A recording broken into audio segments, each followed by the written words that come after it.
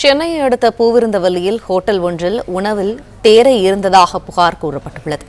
இதுகுறித்த கூடுதல் தகவல்களை எமது செய்தியாளர் பிரேம்குமார் வழங்க கேட்போம். பிரேம்குமார், வணக்கம். முழு விவரங்கள். திருவள்ளூர் மாவட்டம் பூந்தமல்லி பேருந்து நிலையம் அருகே நாவலடி என்ற ஹோட்டல் சைவம் மற்றும் அசைவ ஹோட்டல் செயல்பட்டு வருகிறது. குறிப்பாக நேற்று மதியம் ஒரு குடும்பத்துடன் 4 பேர் உணவருந்து போயிருக்கார்கள். குறிப்பாக நேற்று மட்டன் பிரியாணியும் ஒரு நான்வெஜ் மீல்ஸும் சாப்பிட்டு கொண்டிருக்கும் போது அது மட்டன் குழம்பு வாங்கி பக்கெட்டில் இருந்து ஊற்றும் போது அதில் முழு தேரை இருந்தது கண்டெடுக்கப்பட்டது.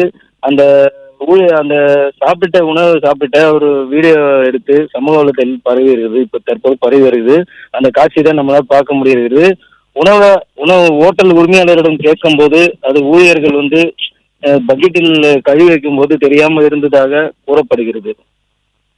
பிளே ஸ்டோர் மற்றும் ஆப் ஸ்டோரில் இருந்து பாலிமர் செயலியை QR கோடு மூலம் பதிவிறக்கம் செய்யுங்கள். செய்திகளை உடனுக்குடன் பெறுங்கள்.